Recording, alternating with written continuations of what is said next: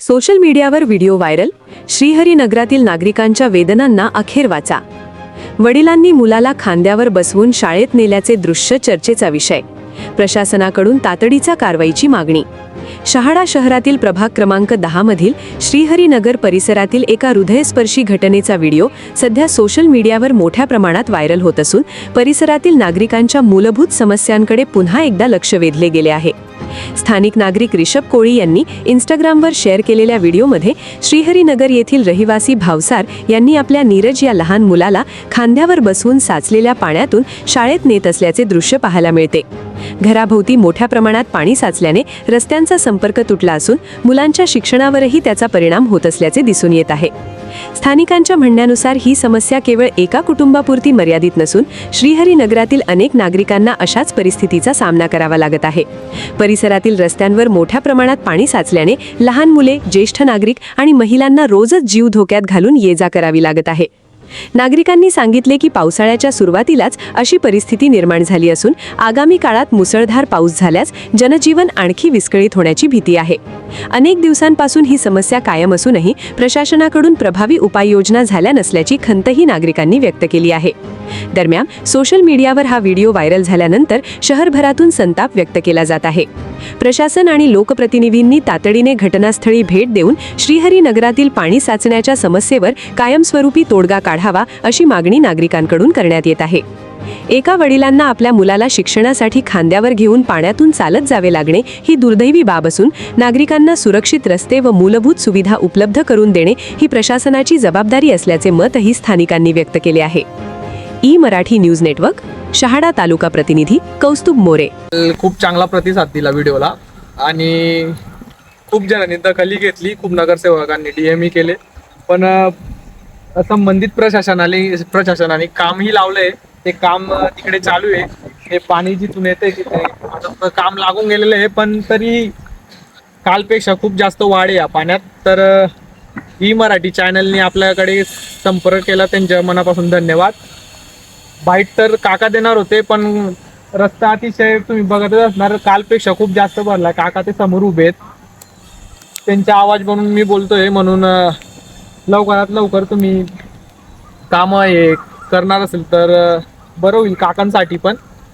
आणि पाणी आहे कधी म्हणजे बंद केलंही, पण तरी 15-20 महिनाभर पण पाणी आहे सुकणार नाही. तर तुम्ही मुरुम टाकून देणार तर खूपच चांगलं राहील त्यांच्यासाठी. कारण ना मुलगा त्यांच्या बाहेर निघू शकते, ना शाळेत जाऊ शकते, ना ते काकू जे आहेत भावसार काकू जे आहेत तेही म्हणजे घरातच आहेत. 8-1 दिवसापासून फक्त ते काका येत आहे जात आहे. ते पण आता त्यांच्या पूर्णपणे रस्ता बंद झाला. काल तरी ते येऊ शकत होते, आज पूर्णपणे बंद आहे.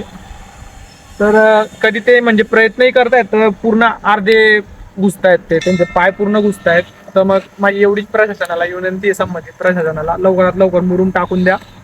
आणि ई-मराठी चॅनलने इथपर्यंत येऊन दखल घेतली, तर ई-मराठी चॅनलचं खूप खूप धन्यवाद. मी श्रीहरीनगरच्या परिसरामधून बोलतोय, शहाजाच्या. माझे नाव आहे जितेंद्र बालचंद्र पाटील. माझी तिथं उभी बघा माझ्या घराजवळ, माझे ते घर आहे समोर. आणि पूर्ण हे एवढं पाणी होऊन गेलं आहे की अतिशय गुडघ्यापर्यंत पाय फसू राहिले. आणि नाही मुरुमाची सोय, ना रस्त्याची सोय, ना पाण्याची सोय. आणि मला घरकुलमध्ये नाव मंजूर करून मी घर बांधलेलं आहे. तर नगरपालिकाकडे मी गेलो, 2-3 जणांना भेटलो, ते फक्त आश्वासन द्यायचे होईल जाईल. पण ती हायवेवरचे काही गटरचे काही फुटलेलं वाटतं, ते पाणी इकडे सर्व येते सर. आणि महत्त्वाची गोष्ट हे वरच्या पाणी जर सुरू झालं तर माझं घर बी डुबू शकतं. आणि समोर माझे शरद भाऊ राहतात, त्यांच्या घरापर्यंत सुद्धा येऊन गेलं आहे पाणी. माझ्या घराच्या समोर घरं आहे 2-3, त्यांच्या घराच्या अवतीभोवती बी पूर्ण पाणी आहे सर. तर कृपया करून काहीतरी मार्ग काढावा आणि एक काम लवकरात लवकर व्हायला पाहिजे आणि 2-3 मुरुमाची जर व्यवस्था होऊन जाईल डंपरांची तर बरं होऊन जाईल सर. आणि नाही लाईटची सोय सर. महत्वाची गोष्ट मोठे मोठे जनावर आता कालच्या परवाच्या दिवशी मी परवाच्या दिवशी बघितला एक मगराचं बच्चं होतं का कसलं बच्चं होतं ते मला माहीत नाही पण लई मोठं होतं. साप मोठे मोठे 10-12 फूटचे नाग निघतात सर इथं. पण माझ्या भोलेनाथचं मंदिर आहे म्हणून मला काही अजून काही झालं नाही. मी 11-11:30 वाजता सुद्धा मी इकडनं जातो सर. एवढ्या मोठ्या पाणी मी लागलेच तर माझे स्पेशल व्हिडिओ बी ते बी दाखवायला लागले तर तुम्हाला इथे नसेल. नगरपालिकेला एकच म्हणणं आहे हे वरच्या पाण्याची नाही आहे एवढी घाण. हे फक्त गटरीचं पाणी येते सर. माझा पोरगा 8 दिवसापासून शाळेत नाही गेला. माझा व्यवसाय सर्व थप्पीला लागला आहे. दुकानदारी चालवून मी घर धकवतो सर. मी एवढा मोठा माणूस नाही अजूनपर्यंत झालेलो बी नाही आणि आहे बी नाही. काय मी घरकुलमध्ये नाव मंजूर करून मी हे घर बांधले सर. आणि आज ते सर्व पाण्यामध्ये अवतीभोवती सर्व पाणी आहे सर. लागलेच तर कोणी नगरपालिकेचे व्यक्ती येऊन बघून त्याच्यावर कारवाई करायला लागलेस तर मी काही चुकीचं बोलत असेल तर. काय हे मंदिराचा परिसर आहे सर. सर्व लोक येतात इथं दर्शनाला. इकडनं लोक वापरायचे बिचारे गोर गरीब सर्व श्रीमंत वगैरे सर्व ते आपलं MSC बोर्डाचे लोक साहेब सुद्धा वापरायचे इकडनं देवाला दर्शन द्यायला यायचे सर. त्यांचा बी रस्ता बंद होऊन गेला. माझा बी रस्ता बंद होऊन गेला. सर्व म्हणजे आज श्री हरिनगरचा जो परिसर आहे सर वोट मागायला येतात वोट घ्यायला एक कानाकोपऱ्यामध्ये जातात सर आणि अशी व्यवस्था करता लोकांची निवडून आल्यानंतर. काय करायचं सर यांचं. माझे एकच म्हणणं आहे 2 शब्द एकच अजून मानतोय का इथं काही मुरुमाची सोय केली तर फार बरं होईल सर. जेणेकरून आता माझी बाईक बघा माझी बाईक इथं उभी आहे सर. MH-39 बाईक इथं 8 दिवसापासून उभी आहे सर शरद भाऊच्या घराजवळ. हा ही बाईक परवाच्या दिवशी फसून गेली होती सर माझी बाईक.